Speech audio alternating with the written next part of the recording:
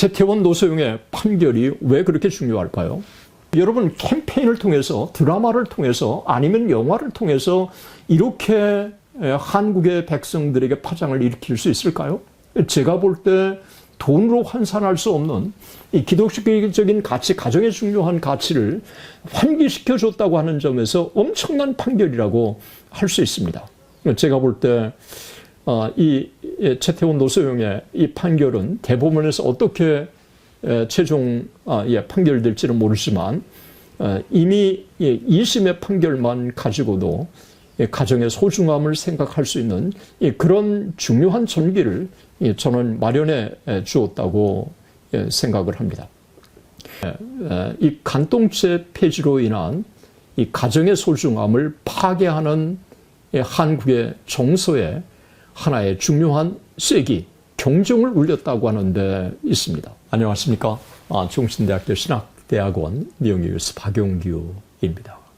2024년 5월 가정의 달, 그것도 가정의 달 5월 30일 SK 최태원 회장과 그의 아내 노소영 이혼 재판 2심의 판결이 나왔습니다.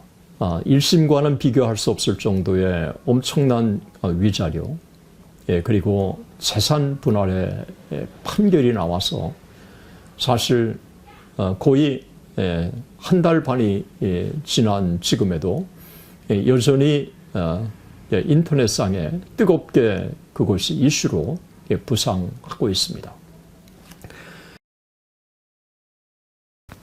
2024년 5월 30일 SK그룹의 최태원 회장과 노소영 이 두 사람의 재판에 세계 재판 혹은 참 재벌가의 재판이기 때문인지 몰라도 거의 한 달 반이 지난 지금에도 여전히 많은 사람들에게 화제가 되고 있습니다. 대화의 주제가 되고 있습니다. 다양한 사람들이 다양하게 너무도 많은 영상을 업로드했기 때문에 사실은 최태원, 노소영 이 두 사람의 이 재판, 이 사건이 인터넷 유튜브를 점령하는 중심 주제였다고 해도 과언이 아닙니다. 신학교 교수의 한 사람으로 이 부분을 어떻게 조명해야 할지, 어떻게 평가해야 할지, 제가 제 자신의 생각을 오늘 특별히 여러분들과 함께 나누려고 합니다. 저는 변호사도 아니고 이혼 재판 연구하는 전문가도 아니고 사실 가정사육의 전문가도 아닙니다. 제가 오늘 이 사건을 여러분들에게 제 영상에 다루려고 하는 목적이 하나 있습니다. 그것은 이 사건을 그리스도인으로서 어떻게 봐야 할 것인지라고 하는 이 본질적인 이 영상을 제가 지금까지 찾아보지 못했습니다. 저는 이 부분에 대해서 얼마나 시간이 걸릴지 모르지만 여러분들과 함께 같이 이 부분을 나누려고 합니다. 먼저 여러분 SK라고 하는 이 그룹은 하이닉스를 인수하면서 사실 삼성에 이어서 한국의 2위까지 이 매출이 부상할 정도로 그렇게 성장한 기업인 것은 우리가 잘 알고 있습니다. 그런데 2024년 5월 30일 노소영 그리고 최태원 이 두 사람의 이혼 판결이 분명히 한국교회 역사에 그리고 한국 일반 역사에 매우 중요한 사건이라고 여겨집니다. 왜 그런지 지금까지 제가 여러 영상에서 보지 못한 제 나름대로의 시각을 제가 말씀을 좀 드리기를 원합니다.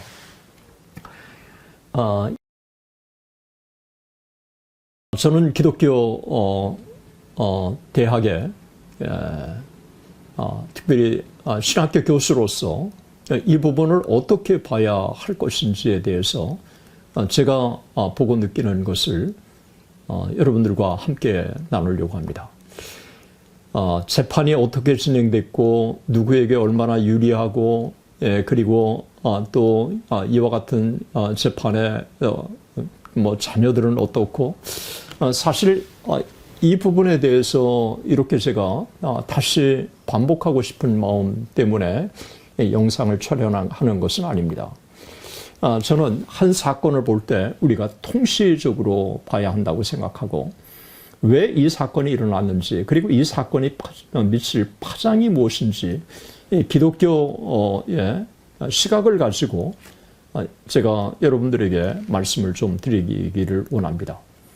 2024년 5월 30일 최태원과 노소영의 이혼 재판 2심의 판결은 말 그대로 한국에 엄청난 파장을 일으키는 사건이자 앞으로 이 사건이 역사 속에 상당히 중요한 전환점이 될 거라고 생각합니다.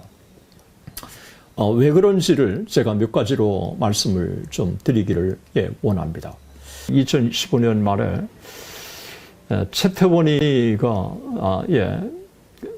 세계일보에 하나의 편지를 보냅니다. 마음의 위로가 되는 혼외자의 모 그리고 혼외자를 잊고 혼외자를 출산했다고 하는 이런 사유를 밝히고 그리고 노소영과는 더 이상 혼인관계를 유지하기 어렵다고 하는 내용의 이 편지를 세계일보에 보낸 것입니다. 그러면서 사실 집중적인 언론의 조명을 받은 것입니다. 왜 2015년 말일까요? 먼저 2015년 2월 26일 간통죄가 폐지되었습니다. 9명의 헌법재판소 재판관 중에서 7명이 이 간통죄가 위헌이라고 결정했고 그리고 2사람은 합헌이라고 결정했습니다. 사실 2011년 의정부 지원이 직권으로 간통죄 이 위헌 청구를 헌법재판소에 낸 이후 4년 만에 내린 결정이었습니다. 그런데 그 이전에도 이 간통죄의 위헌에 대해서 헌법재판소에 몇 차례 헌법소원이 있었다고 하는 것을 우리는 주목해 봐야 합니다. 2001년에 재판관 8대 1의 의견으로 합헌 결정을 내렸습니다. 그러다가 7년 후 2008년 10월 30일 헌법재판소에서 4대 5의 의견으로 합헌 결정을 내리게 되었습니다. 그로부터 7년이 지난 2015년 결국은 7대 2의 의견으로 위헌 결정이 내려진 것입니다. 이 간통죄 폐지가 2000년에 접어들어서 점차 헌법재판소의 재판관들 사이에서 이 간통죄를 합헌이라고 하는 사람들보다는 위헌이라고 판단하는 재판관들이 증가했다고 하는 사실을 우리는 주목해 볼 필요가 있습니다.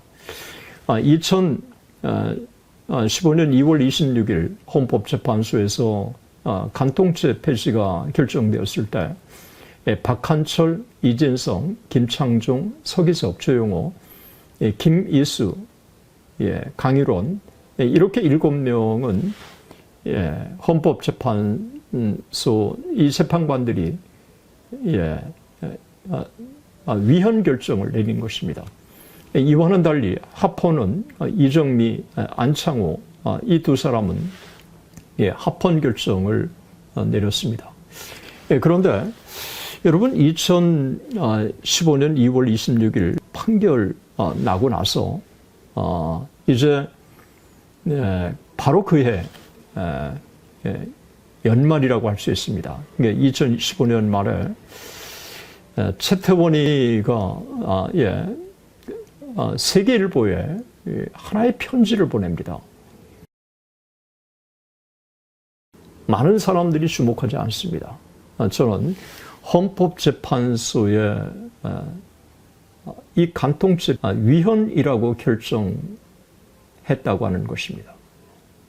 사실 최태원의 분류는 이미 그 이전에 있었지만 간통죄 폐지가 헌법재판소에 결정 내린 시점 그리고 상황의 추이를 보고 그해 12월에 세계일보에 편지를 보내 자기의 이 간통이라고 하는 것을 정당화 시켰다고 하는 것을 우리는 주목해 볼 필요가 있습니다.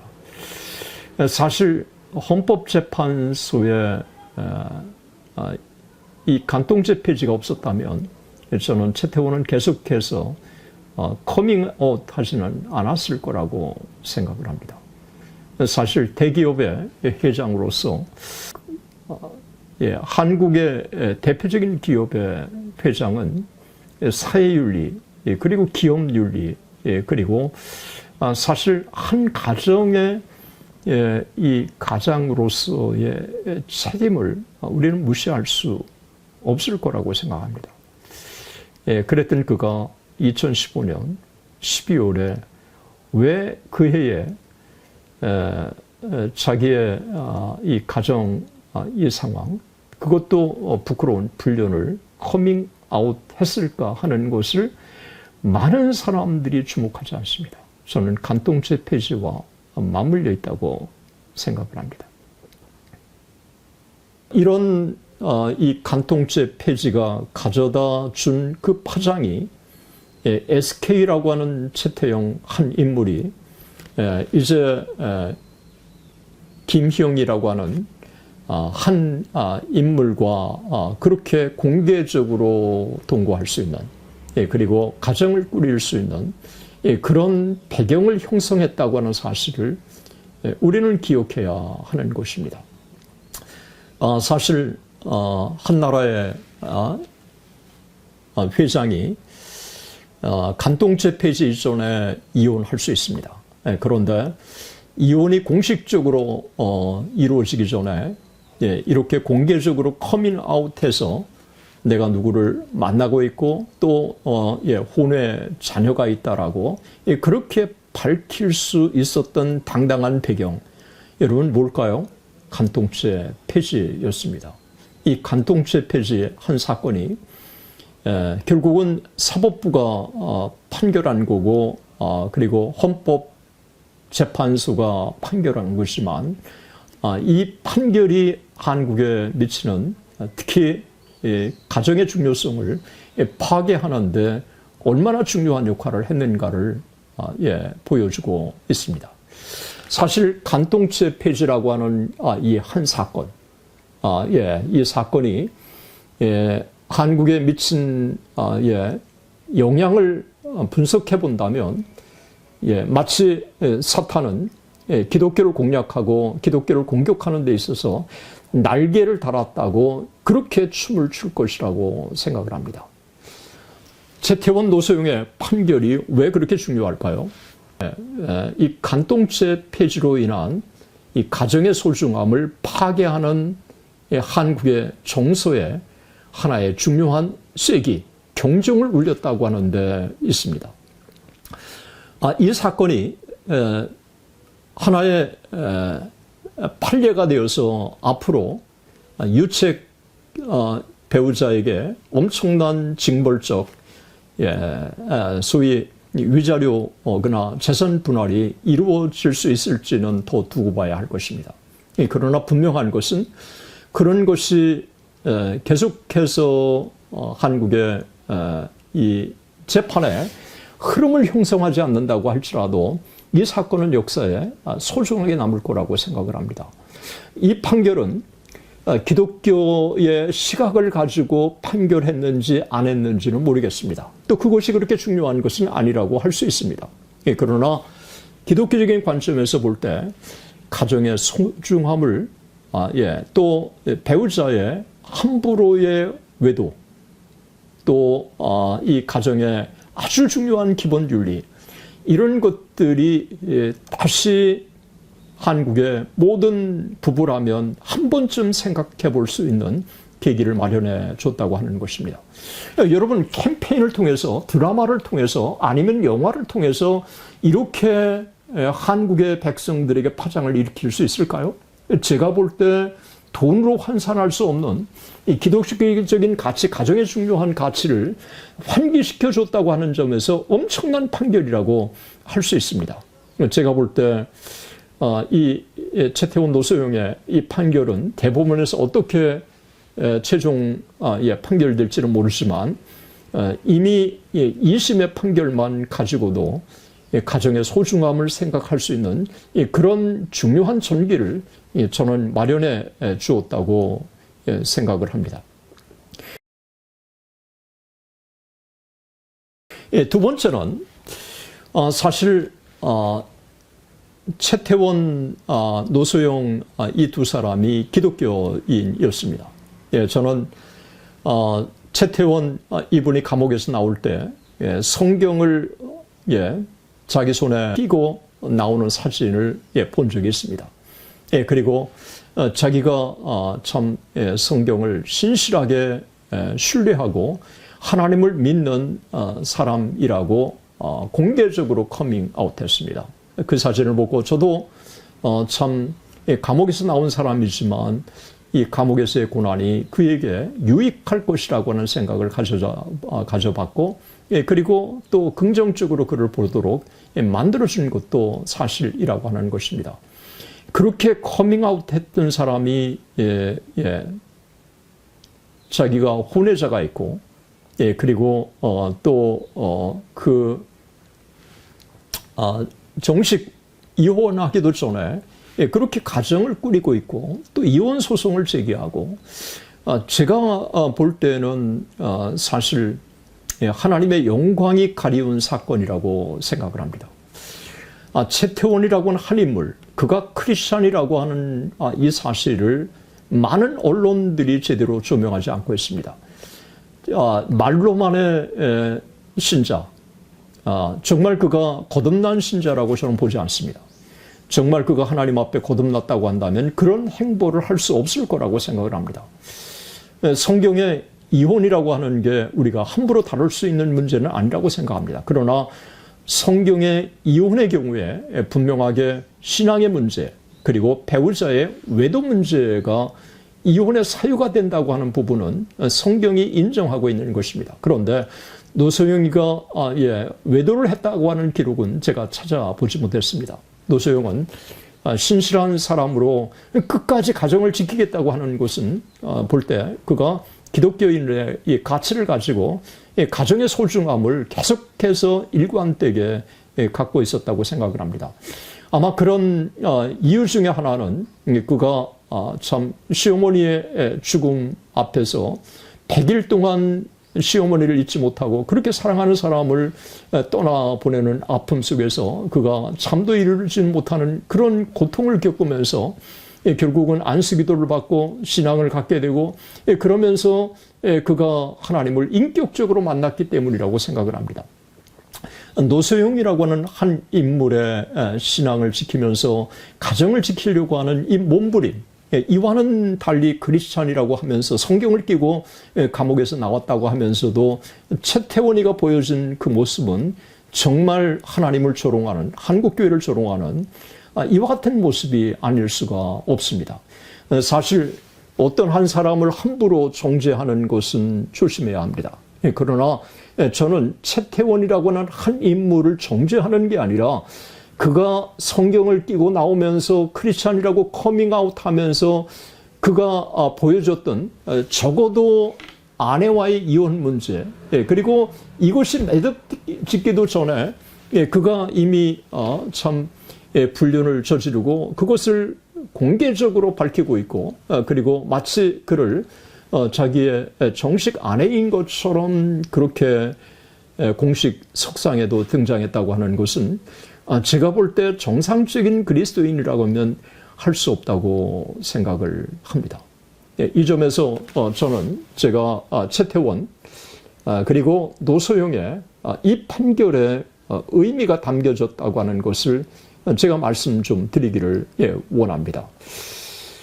최태원이라고 하는 한 인물, 그가 보여줬던 정말 이 크리스찬으로서 보여줬던 그 모습은 하나님의 영광을 가리우는 것이지만 끝까지 가정을 지키려고 하는 노소영의 모습은 그 남편의 모습과는 너무 대조적일 뿐만 아니라 오히려 참 남편의 이와 같은 모습을 넘어서 가정의 소중함을 아주 공개적으로 그리고 기회가 있을 때마다 강조하고 인각시켜줬다고 하는 점에서 노소영이 믿는 그 하나님, 그가 가졌던 기독교, 그것은 한국인들에게 적지 않는 긍정적인 영향을 미쳤을 것이라고 생각을 합니다. 세 번째는 이혼 판결로 인해서 대법원에 어떤 판결이 나올지 모르지만 이미 1심, 2심, 3심 이 재판이 진행되면서 이 SK 회장의 이와 같은 행보가 SK라고 하는 그룹 전체의 이미지에 미칠 파장이 얼마나 큰가를 사실 그가 그렇게 심각하게 받아들이지 않은 것 같습니다. 제가 볼 때 최태원의 이와 같은 이 1심과 2심의 이혼 재판 과정, 그리고 정말 그가 참 아내에 대해서는 크레딧 카드까지 정지시키고 생활비도 주지 않고 그러면서도 참 자기의 이 첩이라고 할 수 있는 그 여인에게는 엄청난 돈을 투자하고 아끼지 않는 이와 같은 모습. 이걸 보면서 SK그룹 전체에 미치는 이 파장은 보통 큰 게 아닐 거라고 생각합니다. 현대 사회는 사회적 기업을 중요하게 다룹니다. 그리고 회장의 행보 하나하나가 소비자들에게 엄청난 참 이 회사에 대한 이미지를 심어줍니다. 사회적 기업, 사회로부터 소외당하는 기업은 오래가지 않습니다. 저는 SK의 미래가 어떨지 제가 예언가는 아니지만 정말 이 사건이 훗날 평가하게 됐을 때 이 사건의 계기로 SK라고 하는 이 회사는 적지 않는 영향을 미치게 되었고 결국은 한국 사회에 있어서 SK라고 하는 한 기업의 이미지는 정말 이 심각할 정도의 이미지 훼손이 도래할 것이라고 생각을 합니다. 뿐만 아니라 SK라고 하는 그룹 내에 희망을 가지고 입사했던 수많은 젊은이들, 얼마나 많은 젊은이들이 있습니까? SK의 미래에 대해서 불확실하다고 판단할 것이고 기회가 되면 SK를 떠나서 다른 기업으로 가고 싶을 것이라고 생각합니다. 엄청난 인재의 참 이동으로 인한 SK의 이 R&D를 비롯한 그리고 미래 가치에 대한 그리고 또 이 국제적으로 미치는 이미지의 파장은 보통 큰 게 아닐 거라고 생각을 합니다. 제가 이 세 가지를 말씀을 드렸습니다. 지금까지 많은 언론들이 이 부분을 주목하지 않기 때문에 기독교인으로서 그리고 신학교 교수로서 이 부분을 분명하게 짚고 넘어갔으면 좋겠다고 하는 생각을 가져봅니다. 저는 지금이라도 SK 최태원 회장이 자기의 잘못을 충분하게 뉘우치고 반성하고 경영권이 흔들리기 때문이 아니라 크리스찬이라고 한다면 하나님 앞에 자기 자신을 돌아보고 다시 조광지처라고 할 수 있는 노소영에게 진실로 사과를 하고 또 잘못을 고백하고 그래서 다시 그리스도 안에서 회복되는 역사가 있으면 좋겠고, 지금 살고 있는 여인과는 깨끗하게 청산할 수 있으면 좋겠습니다. 한 기업이 한 가정의 온전한 회복을 갖는다면 기업에 대한 이미지는 달라질 수 있을 거라고 생각하고, 그렇게 됐을 때 SK에는 다시 기회가 주어질 거라고 생각하고, 또 수많은 SK 이 회사를 바라보고 있는 한국의 수많은 사람들에게는 상당히 긍정적인 그런 태도로 SK를 바라보는 시각이 바뀌지 않을까 하는 생각을 가져봅니다. 끝까지 시청해 주셔서 대단히 감사합니다.